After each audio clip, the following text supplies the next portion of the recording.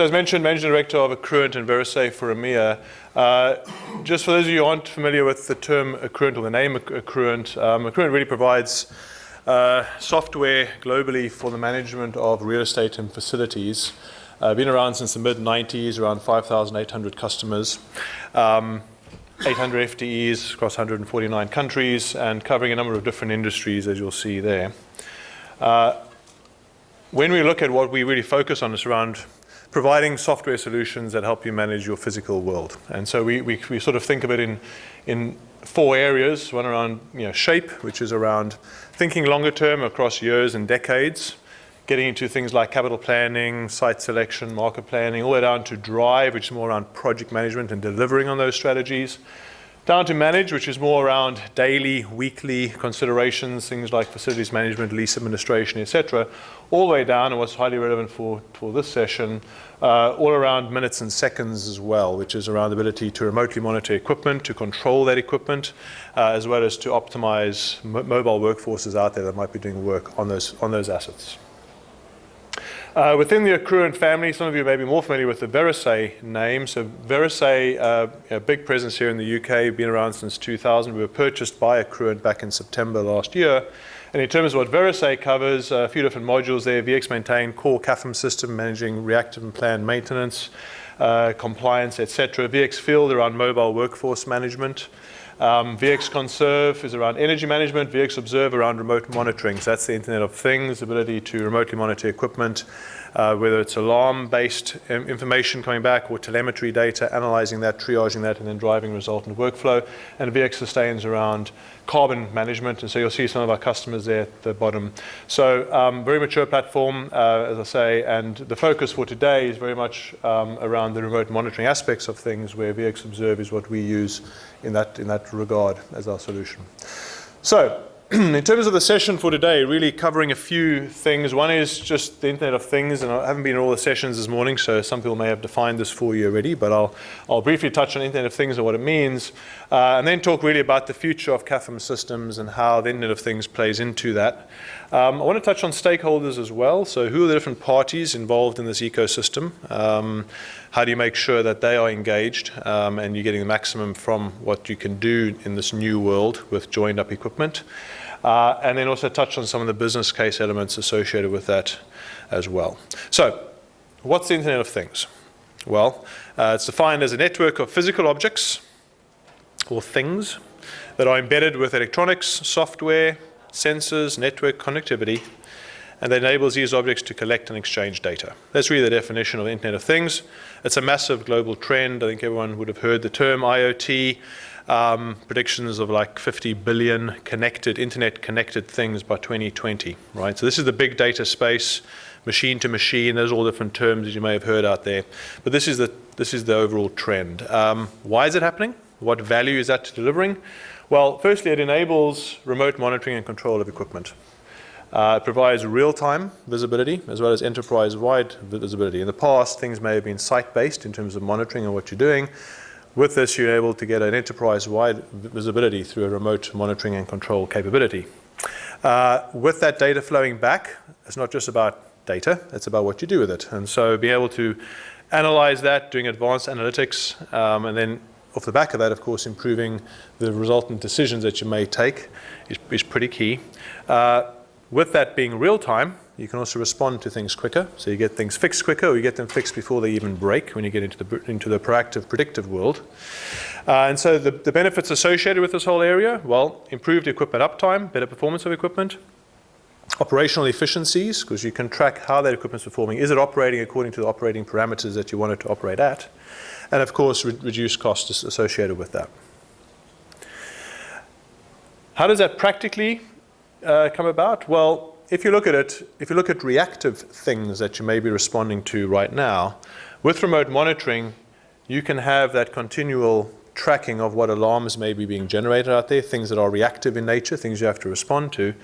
And with the right capability and functionality and analytics, you can make sure that you're filtering out the noise. Right? Often in this world where you've got things that are connected, there might be lots of data flowing back. Typically in the past, we may have thrown people at the problem to try and determine what are the real issues and what aren't. If you've got the right functionality sitting behind this and analyzing that data, you get to do what's on the left-hand side there, which is really filter out the issues or the alarms that don't need action versus those that do. The other very big thing, which is beyond alarm reactive type data, is when you're getting into all the telemetry data, right? So bringing back, that's the real big data space. That telemetry data flowing back, analyzing that, looking at trends, gets you into this world, which is all around proactive, predictive world, condition-based monitoring, different terms you may have out there for it. But if you look at any piece of equipment, typically, it doesn't just fail straight away. There are various early warning signs. And as those early warning signs go on, until it ultimately fails, the cost of responding to that increases, right? So if you can catch it early in that cycle, based on the telemetry that you're seeing come back and the rules that you've got sitting behind it, you can take action early, you can fix things before they break. And obviously, big impacts there operationally, cost-wise, and everything associated with that. So what does it really mean for the future of CAFM? This is more the traditional, that sort of circle there, trying to represent how things might work today. You've got a bunch of facilities, you've got assets out there that need to be maintained, things break, people might phone up, some people might log a job. That's sort of the traditional facilities asset management world pre-IoT, right? Overlaying on that, technology around mobile workforce management. So it's not a topic I'm really covering in too much detail today, but the reality is, with increased tools around mobility, better management of mobile workforces, optimizing schedule, dispatch, as well as the mobile ability to interact with things, that's a big trend as well, which has had a key impact here on how you get things fixed. But then overlay on that the Internet of Things as well, right? So where you're connected to that equipment, where possible, obviously not all equipment can be connected to, but where you're connected to that equipment, as well as the mobile workforce having access to the remotely monitored information from those assets, you really get into that world. And so the Nirvana is really that point in the middle there, right? The ability to have every bit of kit, where it makes sense, connected to every technician out there, to be able to have them better service and fix things across the estate, right? And that's all enabled by the Internet of Things. So how are these benefits realized? Well, the first thing is there's some building blocks to this, right? So the first building block is you need equipment that can measure and communicate to the outside world. That could be one-way communication, if it's monitoring, or two-way, if it's monitoring and control. The other thing is you need a data flow. So that equipment needs to be able to connect and send the data back. And that's really, depending on the type of data, when it's all the telemetry data, measured data points, that's really the big data space, right? You can have huge volumes of data flowing back. So you've got the data, the equipment's out there, it can talk to the outside world, you can interact with it, and the data can flow back. But what do you do with that data? It's not very useful if you don't do much with it. And so this is where you're applying analytics. You're looking at business rules, you're looking at trending of that telemetry data, and ultimately trying to determine where you've got real issues that need to be responded to, and then driving resultant response. Because again, you might identify an issue, but if you're not managing that issue to resolution, it's not helping you much. So the workflow and process wrapped around this is really key. And then finally, making sure that all the parties, all the stakeholders, and I'll touch on stakeholders later, all the stakeholders involved with this, that they have the right sort of access and can also help and interact with this end-to-end world. So what might a future CAFM workflow look like? Well, the first thing is you've got a bunch of equipment out there. That can be BMS, HVAC, lighting, fridge, bakery, depending on what your industry is, all different types of equipment out there. That equipment is generating alarms in some cases locally, as well as, of course, telemetry data, and of course there's set points and everything, that kind of data associated with that as well. That data would flow back into a centralized application typically. So this is a central alarm filtering engine in terms of any alarms coming in, as well as a business rules engine. Looking at that telemetry, understanding what that is, looking at how that telemetry is trending, and being able to, off the back of that, based on that continual monitoring, alert when there's an issue. There's a few things that are important here. Practically, you may have all different types of kit across your estate. So the ability in that big box there to actually normalize for that, recognize you may have different legacy systems out there, but having that come back and be able to normalize that and capture it in a common language is pretty key. So one of the things we're big on is to be hardware agnostic, because the fact that we recognize a lot of our customers got all different types of kit out there. But the key thing is being able to bring that in and normalize that so you can have a consistent strategy across the estate. So ongoing analysis of that, That triangle there is based on those remotely monitored things to then alert when there's been an alignment of stars and an alarm, one of the rules have been triggered. And then you get into workflow. This is not a work order. This may become a work order. This right now is an issue that's been determined and it has a life cycle of its own. You might want to route that to a central bureau type environment depending on your setup. Sites could maybe interact that directly. If it's something they can do something about, you could route it to a site to interact and maybe say, yep, I'll fix that problem. I mean, in the case of food retail, it could be a freezer door that's been left open. You could say, well, I've detected this. Site, can you go and solve this? Yep, we've done it, close the door, no problem. We'll continue to monitor that, and so if it recurs, then you can do something different, maybe route it to the central bureau team then. But other things make sense for the bureau to interact with. Other things make sense for no one to interact with, because it's an issue that no one can solve by being routed. You might just want to go straight down to a downstream work order. And so this piece over here, those purple boxes, are more the traditional work order life cycle, right? Raising a job, dispatching that, have a contractor arrive on site, fix it, and bill for it, right? So this is the future world. This piece over here is really the traditional, pre-IoT world of where typically maintenance might start. With the IoT, you can go right upstream and really connect to that equipment at site and to track it all the way through from that. A few interesting things you get with this. One is that if you look at those contractor technicians there, through the system, with the right system deployed, they can remotely diagnose what's going on. So imagine your contractors having the ability to spool up through whatever platform they have access to actually bring up the front control panel within that site, have a look at that, potentially change a set point, maybe making maybe a partial fix until they get to site, maybe fix something just that way and not having to go to site at all. But even if they have to go to site, they're informed, right? They know what the issue is. They're coming with the right parts. First time fix is improved. A lot of angles that are linked around this whole piece. There are also a bunch of feedback loops of having all these things joined up, right? So imagine you have a contractor arriving on site trying to close down a work order. Well, if we know that the triggering alarm condition that caused them to be there to start off with is still present, then you can prevent them closing down the job because they haven't fixed the issue, right? Switching that around, if you've got alarms coming in upstream, but you know that the technician's already on site or about to be on site en route, you can use that as a mechanism to suppress further alarms coming through. So there's a whole sort of joined up piece here on that end-to-end world. And just to reiterate what I mentioned earlier, this piece over here in the life cycle, more the traditional, computerized maintenance management system, CAFM type system piece here. That piece to the left, IoT enabled, allows you to go right upstream in terms of what's causing the issue, predicting, being proactive on things, condition-based.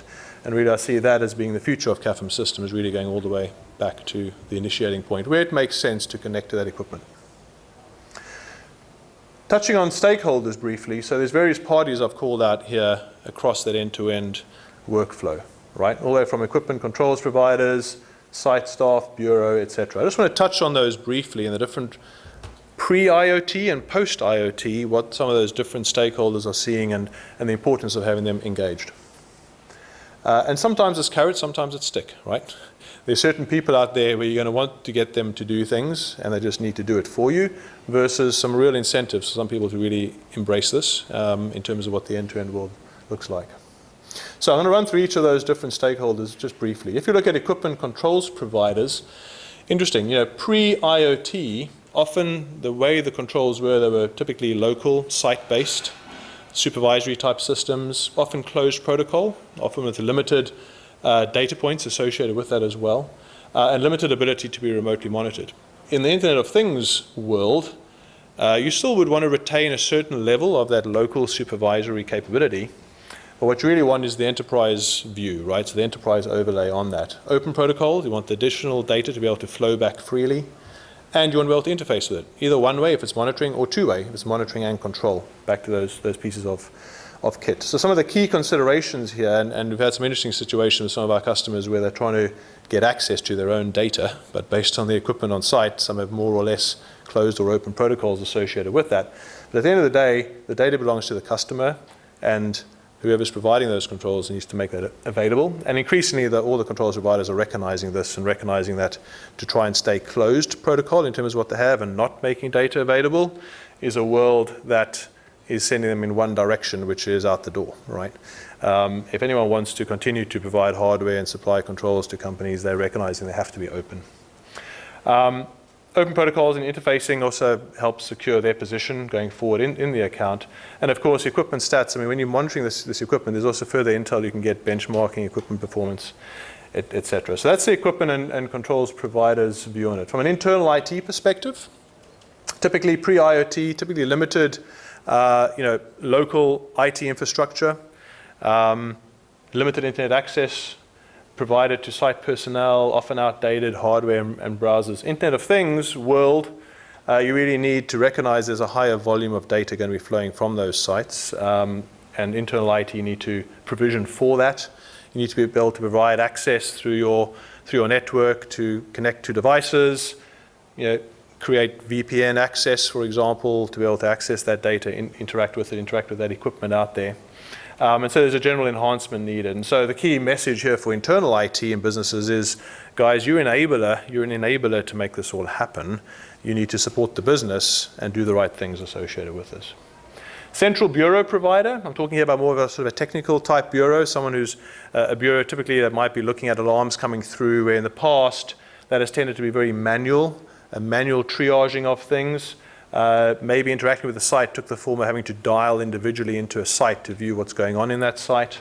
Headcount heavy, often bodies were thrown at this to try and make sense of it and see what the true issues were by just having people apply their minds to it.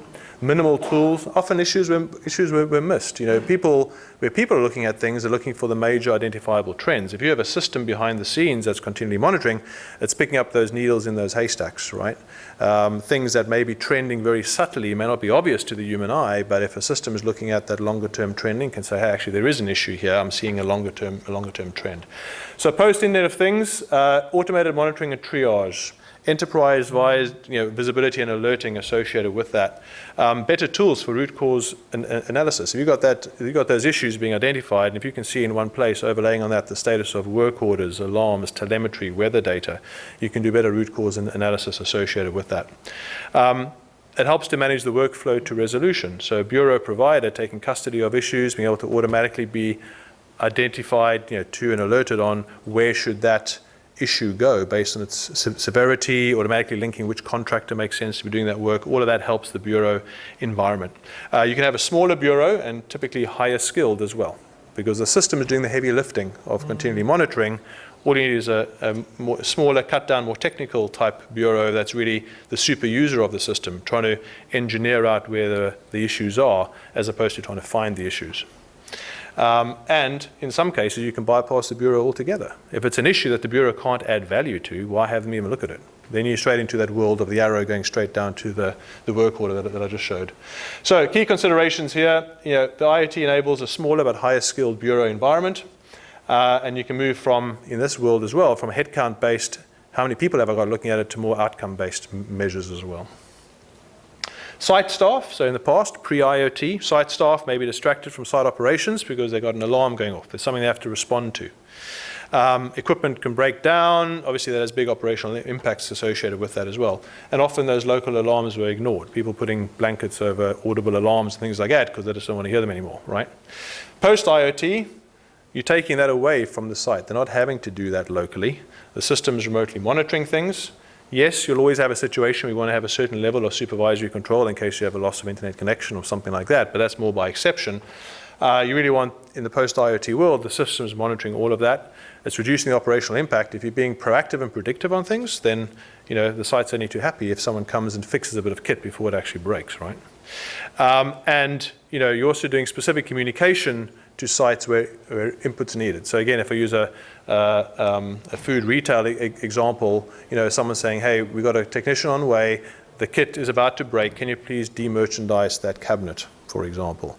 You can have targeted messages going to the sites for them to do things, all linked to having this optimal response. So key consideration there, significant time savings for on-site staff, clear review of the issues and the causation associated with that, improved equipment performance, of course, which helps them. And again, this point of someone coming to site and fixing something before it breaks, they really like that. It works pretty well. Contractors. So before the IoT, typically a physical site visit was needed. Often following a period of delayed alerting. There was an issue, but it wasn't immediately communicated, so there's a level of latency there. No ability to remotely view, to diagnose, to fix, none of that was there. And very reactive, right? Often not having pre-warning of when something was imminently going to fail. Post-IoT, well, quicker notification of issues. This is all real-time, this stuff, right? So identifying, alerting, getting things fixed quicker. Accessing tools to be able to remotely diagnose. My example earlier, being able to decide through remote diagnosis, actually, I need to bring these tools, this is the issue. They can maybe make a temporary fix through a set point change or something until they get there. So a much more informed view before they even get to site. System is, of course, monitoring the actions and the job closure, that point I mentioned earlier about only allowing job closure when the triggering alarm condition is no longer present, for example.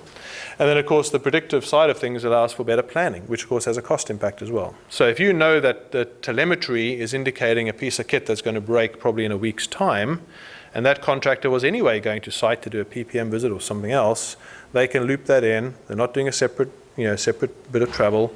Much cheaper. They're not coming out in the middle of the night because of an emergency, something's broken down. They can do it in a more planned kind of way, link it in with other planned events anyway. So much better forward planning for the contractors as well. Key considerations here. Really, you can get to a world where there's greater responsibility. They're helping to remote monitor things. There's more of a strategic type relationship there where they're all about helping to monitor and ensure ultimately outcome-based measures of the equipment is working and the equipment's up, rather than, hey, something's broken, get out there and fix it. There are tools they can have access to as well. So just like I mentioned, they can have access to remote view really of what's going on site. All those tools can be available to them. And of course, that can impact the nature of the contracts you have with them as well. And then finally, the help desk provider out there. Typically they're reliant on people picking up the phone and calling in issues. Typically a lack of technical skills to deal with some of those things. Post-IoT, the issues are automatically analyzed, triaged. You know what's needed. You know if you have to route something to a more technical team versus a less technical team. And of course, there's the ongoing system tracking of all the work orders associated with that. Again, if you look at the nature of some of these issues that are remotely monitored, you can do away with some headcount potentially in this world, because if it's something that makes no sense to be logged through a traditional help desk environment, why would you do that? You can directly dispatch through the system to the service provider out there to get something fixed. It's a probe fault. I mean, something like that, which no help desk touching it's going to necessarily help. You just need to get someone out there to get something fixed or ultimately replaced, right? This team will still be chasing, but they've got additional tools associated with that. They can actually remain less technical in nature, depending on what's been routed to them, because you know what the issues are, and the less technical things they can still deal with, but they might still be doing chasing, etc. And then, of course, being predictive in nature will reduce the reactive calls that's coming through to that help desk as well. And then finally, from a software perspective, as a software provider, the key thing here, just to summarize and give them time, is really providing a platform that can enable all these things is obviously key. So in the old days, it wasn't a requirement of software to necessarily be able to do this, but going forward, the ability to have an open platform, the ability to link with hardware, bring that data back, analyze that, business rules engine associated with it. These are all important bolt-on aspects to the future CAFM system world, where you're remotely monitoring things, taking action, which may then kick into your traditional work order lifecycle. But you're wanting to add that capability up front to remotely monitor and control. If you can control, that's great. Of course, in some cases, the equipment is not able to be interacted with in that way, but wherever possible. And the other thing is the cost of IT kit is coming down increasingly. So if you look in the past, the ability to remotely monitor stuff may have been in the realm of industrial facilities, manufacturing facilities, where there the cost of remote monitoring was justifiable. What we've seen, a vast majority of our customers, or big number of them, are in the retail space, where that's distributed sites, relatively smaller sites, sometimes small convenience sites, for example, where the cost of hardware now is such that it can be justified to put a gateway type device in there, even if you're just monitoring a couple of data points. It's still cost effective to kind of do that. So those are the different stakeholders out there, as I mentioned, and the different people affected by it. And then finally, in terms of the business case, how do you deliver this ultimately? How do you deliver benefit? Well, some sort of key steps to that, obviously identifying areas that you might want to pilot initially, Determine the options for interfacing. Data flow is always a key consideration, right? So how do you make sure you can get that data flowing back? You want to baseline what you're currently doing and the costs associated with that. Quantify the benefits. Engage those stakeholders that I mentioned earlier.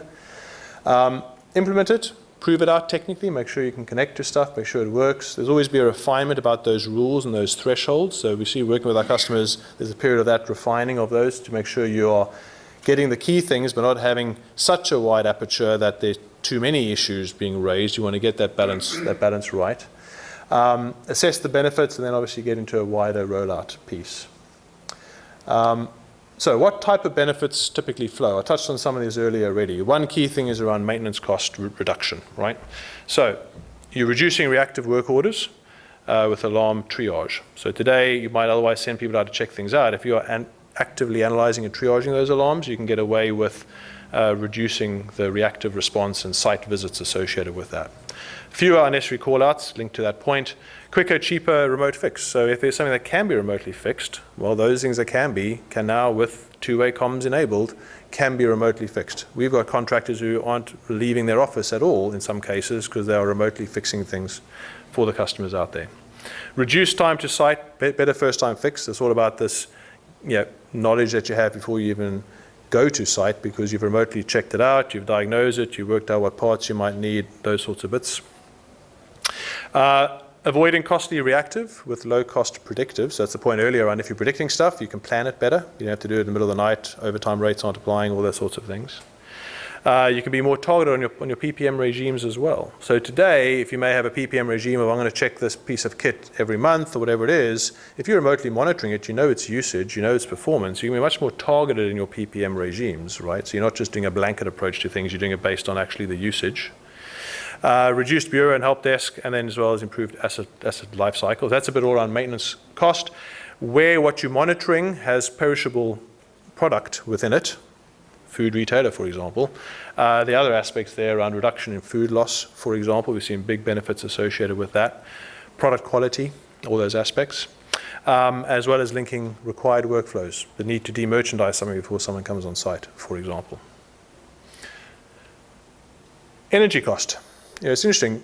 Sometimes energy can be the primary driver for this. In other cases, we've had customers whose primary driver has actually been maintenance. They haven't really thought about energy much. It's always out there as a potential gain. We've had significant energy benefits. If you are monitoring equipment, making sure it's optimally performing at the predefined parameters and identifying where it's going outside of those parameters, very big impact from an energy perspective. Switching things off when they're not needed, alerting on poor equipment performance, all linked to this. There are various forms of control as well. So one might be set point reversion, right? So a contractor's gone to site, they've done something, they might have changed the set point, but actually, whilst they may have kept the kit running, it's had a big impact on energy consumption, for example. The ability to monitor that and even automatically revert set points if need be. As well as into energy management, being able to respond to triad periods and those sorts of things by turning things down, turning things off. All this kind of stuff's enabled in this world. And of course, as many more sensors as can be deployed cost effectively, of course, you get better visibility of these things and you can manage energy better as well. And then in terms of other softer things sometimes, compliance, reputational impacts, you have site staff, depending on the nature of the sites and what the guys are doing, your site staff can focus on the site operations. If it's customer facing, spending more time with their customers. Eliminating costs. I mean, we have people going around doing manual checks for compliance, for example. When you're remotely monitoring, all that goes away. Lost sales due to equipment, of course, operationally breaking down is going to have a massive impact on things. Customer satisfaction, obviously compliance activity as well, a lot of aspects around this, right? If you're monitoring stuff compliance-wise, it's performing as it should, you're ticking a lot of compliance boxes and reducing risk there. And of course, just general better visibility, better management information, better decision-making ultimately. So that's it really. In summary, progressive CAFM systems are going to be increasingly leveraging the Internet of Things. Internet of Things enables improved access to data, ability to remotely monitor and control equipment, and better ability to analyze that data. Identifies opportunities for reducing cost, as well as all those other areas that I mentioned earlier. It's not just about data. It's not just about bringing that back. The key thing is workflow, right? managing identified issues to resolution. That's what really drives savings. So it's key to have that workflow piece included with that. You need to have the right stakeholders, all the people I mentioned earlier, engaged, as well as ultimately having the right software platform can obviously enable all of that.